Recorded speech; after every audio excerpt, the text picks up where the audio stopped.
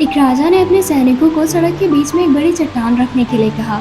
चट्टान को बीच सड़क में रखवाकर राजा ने अपने सैनिकों से छुपकर उस चट्टान पर नजर रखने के लिए कहा कि देखना उस चट्टान को रास्ते में से कौन हटाता है।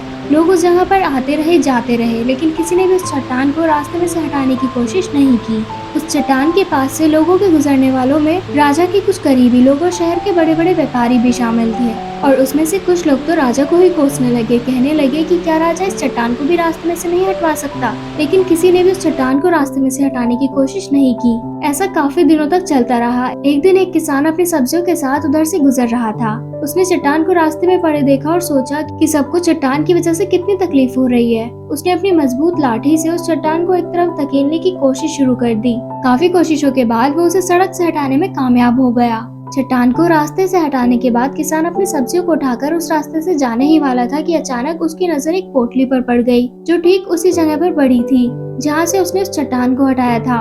उसने उस पोटली को खोलकर देखा तो उसमें सोने के सिक्के थे और उन सिक्कों के साथ राजा का एक संदेश भी था, जिसमें लिखा था कि ये सोने के सिक्के उनके लिए हैं जो इस चट्टान को रास्ते से हटाएगा।